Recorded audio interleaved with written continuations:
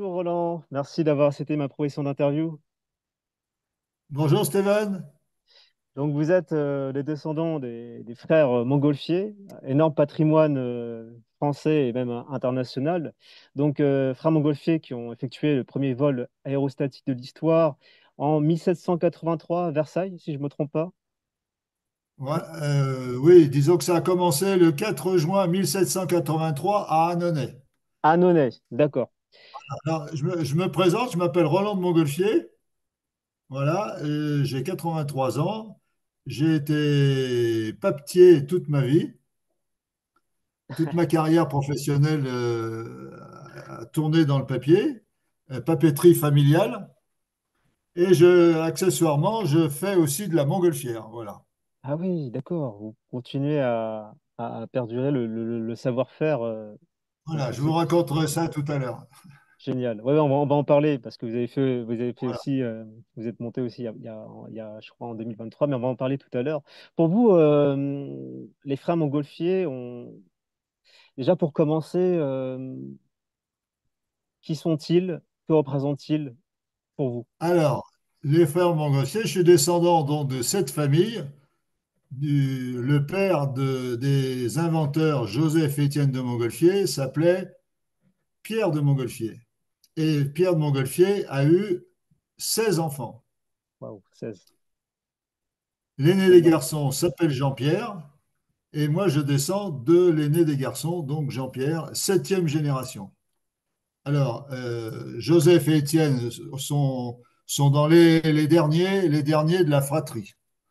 Voilà. Donc, D'accord. ils étaient tous plus ou moins papetiers. Et Joseph et Étienne, principalement. Et Joseph a eu, je ne sais pas si on en parle maintenant, mais Oui. Joseph a eu effectivement cette idée et cette volonté de voler. Voilà. Et il a eu un déclic, dit-on, en regardant sa chemise humide, parce qu'il venait de faire une promenade, une promenade et il avait ramassé la pluie. Et ça, c'était dans la région d'Avignon. Et il faisait sécher sa chemise dans la cheminée. Et en observant sa chemise qui se gonflait, Oui. bah, il s'est dit, bah, tiens, qui se gonflait et qui voulait partir par le trou de la cheminée. C'était des grandes cheminées, hein, pas des petites cheminées Ouais, comme on a maintenant, j'imagine. fermées. Voilà. Donc, en regardant ça, il s'est dit, ben, c'est très bien, je vais faire un grand sac en papier, je vais mettre de l'air chaud dedans, enfin de la fumée, parce qu'il croyait au départ que c'était la fumée, hein. Je vais mettre de la fumée et je vais faire un très très gros sac, et comme ça, je vais pouvoir peut-être m'élever dans les cieux. Voilà, donc en partant de cette idée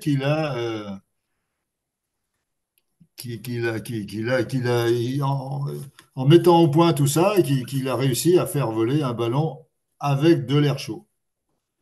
Ouais, c'est ça, parce que je précise, hein, c'est ballon à air chaud, parce bah là récemment, on a vu les Jeux Olympiques, la cérémonie d'ouverture, où on a vu en tout cas, ce qui ressemblait à une montgolfière, en tout cas visuellement, mais que c'était pas une vraie montgolfière, c'était du coup un ballot, c'est ça, qui fonctionne à la vapeur d'eau, éclairé avec de la lumière, quoi. Alors, alors c'est un petit peu compliqué. En fait, en 1782, voire 1783, il y avait donc les Montgolfiers de leur côté, l'équipe des Montgolfiers qui essayait de mettre au point leur découverte pour pouvoir voler. Mais parallèlement à ça, il y avait des physiciens, dont Jacques Charles, qui, eux, essayaient de mettre au point un ballon pour voler aussi, mais eux, avec de l'hydrogène, donc un gaz beaucoup plus léger que l'air chaud.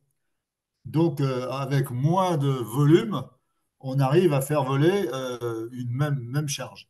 Donc, c'était un petit peu la lutte entre ces deux équipes, à savoir qui c'est qui le premier allait annoncer qu'on pouvait voler avec.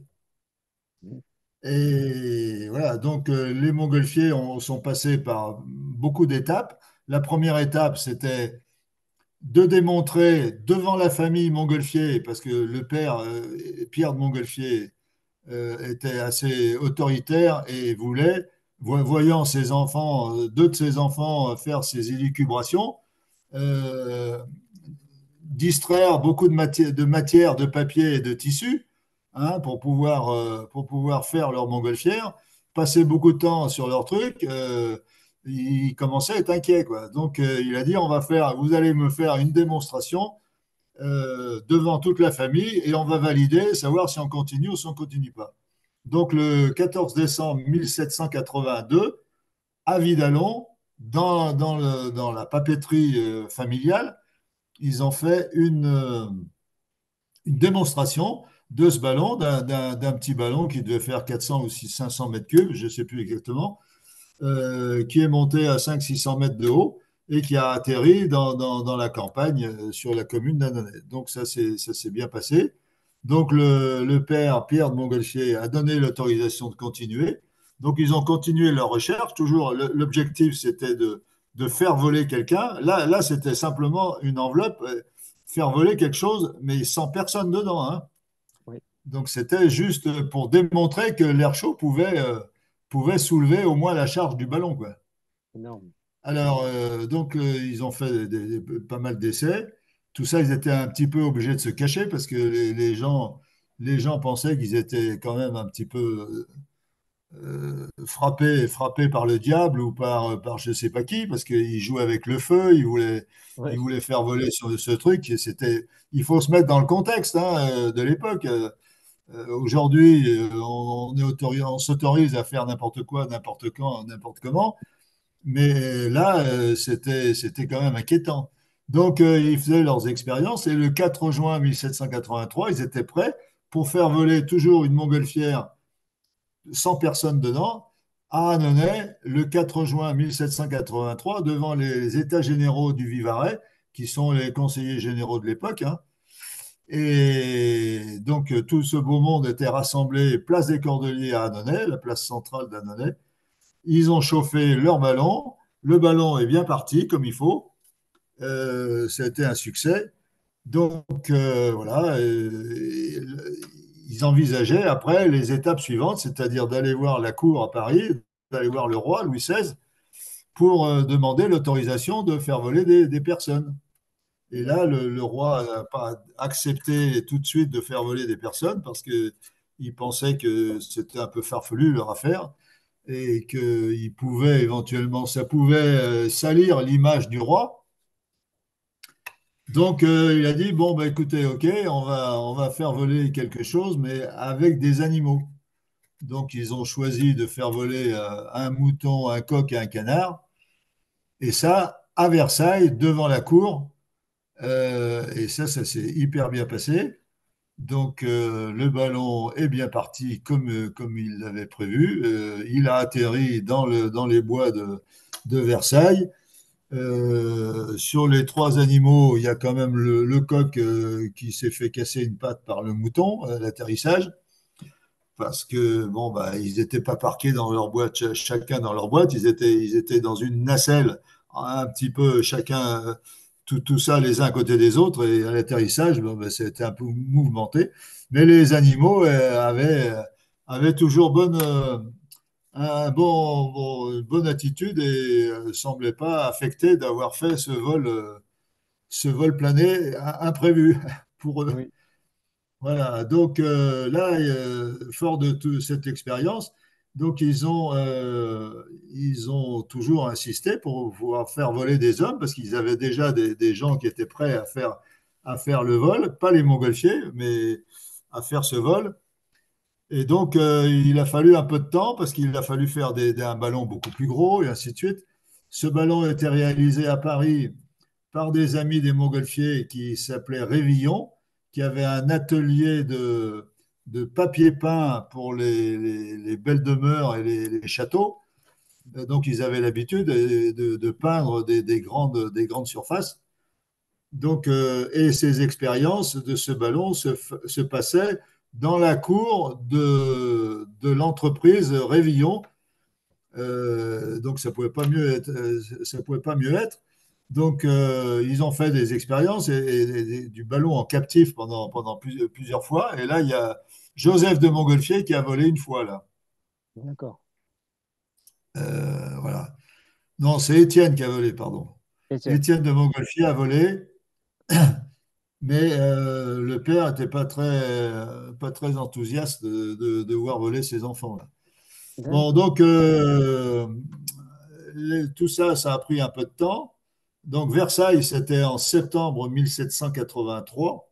Donc, je rappelle, juin 1784, juin 1783 à Annonay. Ensuite, 14 septembre, 19 septembre, 19 septembre 1783 à Versailles. Et donc, ils étaient prêts pour faire le vol. Après, donc le roi n'ayant pas voulu que ça se passe à Versailles, ça s'est passé à la Muette, devant le château de la Muette. Et ils ont fait un vol superbe avec le marquis d'Arlande et Pilâtre de Rosiers comme pilote. C'était quand même osé parce que ce ballon ça se passait en hiver. Le ballon était à la limite pas assez gros, donc ils étaient obligés de chauffer comme des malades. Le rayonnement du foyer ben, faisait que le papier, le foyer était relativement proche du papier, et ben, ils étaient obligés d'éteindre ce papier qui avait une forte envie de brûler. Donc ils étaient obligés d'éteindre avec des perches et des éponges. Mais ils ont quand même traversé tout Paris Incroyable. et pour atterrir à la butte aux Cailles, enfin près de la porte d'Italie actuellement. Donc ils ont fait un joli vol et ça a été un succès sans précédent, quoi. Énorme. Alors énorme. Et alors parallèlement à ça, donc il y avait l'équipe de Charles, il ne faut pas l'oublier, qui avec leur hydrogène, eux aussi ils faisaient des expériences, mais eux ils n'étaient pas prêts et ils ont été prêts que 10 jours plus tard. Donc ils ont fait un vol aux Tuileries. Ils ont décollé des Tuileries avec leur ballon à hydrogène le 1er décembre 1783. Donc à 10 jours près, du 21, vous voyez, du 21 Oui. au 1er, il y a 10 jours. Et voilà, donc à 10 jours près, les Montgolfiers restaient dans l'ombre par rapport à tout ce qui s'est passé, quoi. Incroyable. Et Charles a fait un vol magnifique parce qu'eux, ils ont volé plusieurs heures. Ils ont même atterri, il est reparti tout seul dans le ballon. Alors, c'est ballon à gaz. Oui. Et c'était un succès aussi. Et le ballon à gaz, depuis, a beaucoup été utilisé, alors que la montgolfière a été un petit peu mis aux oubliettes pour être, disons, un peu déterré à partir des années 60, quoi, Ouais. de notre époque. Et notamment par Voilà. rapport à la cérémonie des Jeux Olympiques, m'avait dit que à la fin, c'était les rivaux des frères Montgolfier qu'on a mis en lumière et pas eux, du coup. Alors, on a parlé de montgolfière, Oui, euh, on a parlé effectivement de montgolfière, alors que c'est pas une montgolfière, mais c'est en ça où on a quand même parlé des montgolfiers. oui, Donc, c'est un ballon à gaz. Et pour simuler la flamme, en fait, ils ont créé avec des brunisateurs un brouillard d'eau avec un éclairage jaune dans cette espèce de nacelle qu'ils ont mis dessous. Donc ça simule la flamme, mais il n'y a pas de flamme du tout, hein. Il y a juste de l'eau et de l'éclairage. et quel a été votre ressenti quand Ah vous avez... ben, c'est toujours sympathique de voir que, effectivement, voir les ballons à gaz ou les ballons, c'est toujours de l'aérostation, hein. D'accord. Moi, ça me fait plaisir. Mais effectivement, et puis on est habitué. Et chaque Ouais, fois qu'il y a un dessin d'un ballon, qui soit un ballon, c'est toujours à la limite une montgolfière. Que ce soit un ballon à gaz ou un ballon à air chaud, ça s'appelle toujours une montgolfière. Mais bon, c'est pas très grave. d'accord. Roland, j'aimerais vous poser une question pour la jeunesse. Quel message aimeriez-vous donner à la jeunesse pour celles et ceux qui veulent, comme les frères Montgolfier, réaliser leur rêve, aller au bout de leur projet? Ah ben, disons que je dis simplement, si vous avez une idée, essayez d'aller jusqu'au bout, poussez, poussez, poussez, poussez. Il en sortira peut-être quelque chose. Bon, souvent, on fait des expériences, et il n'en sort pas grand-chose, on cale ou ça marche pas. Bon, mais la preuve, c'est que de temps en temps, ça marche. Hein, il faut pas désespérer. À la limite, il faut, disons, utiliser les compétences de ses amis, sa famille, je sais pas. Il faut rassembler des idées pour essayer d'arriver au bout, quoi. Mais effectivement, si on a une idée, il faut la pousser, hein. Ouais. Et Et puis pour bon, finir, Roland, vous avez dit qu'au début, vous faisiez aussi de la montgolfière. Vous avez fait aussi, vous avez quelque part, comment expliquer ça, refait ce que avaient fait les frères Montgolfier à Chalon-sur-Saône, c'est ça? En chauffant avec du feu de paille, c'est ça? S'alimenter. alors, vous êtes bien renseigné, tout à fait. J'ai, avec des cousins, pas moi tout seul, hein, avec des cousins, nous nous sommes mis dans l'aérostation. Nous avions décidé de faire de la montgolfière moderne un petit peu avant 1983. 1983, c'est l'année du bicentenaire. Donc, pour cette année du bicentenaire, il s'est passé énormément de choses en France, partout où il y a eu de l'aérostation. Et Annonay se devait de prendre part à tout ça, et les montgolfiers encore plus. Donc, un de mes cousins nous a un petit peu réveillés de notre somnolence, si on peut dire, et nous a dit, allez, il faut être prêt pour 1983, donc on va rentrer dans le monde de l'aérostation, on va faire du ballon, on va acheter un ballon, et ainsi de suite. Donc, on a fait une souscription, on a acheté un ballon Wow. avec de l'argent de la famille, hein.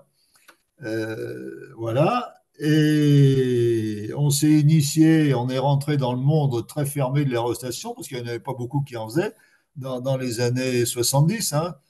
Il y avait très peu de ballons encore en France. On a acheté un ballon dans une entreprise à côté à Saint-Étienne, les ballons chaises.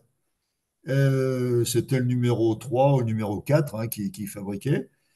Voilà. Donc, on a fait de l'aérostation, on s'est initié, on s'est formé et on s'est préparé pour les fêtes de 1983 pour faire une reconstitution de ce que les Montgolfiers ont présenté le 4 juin 1783.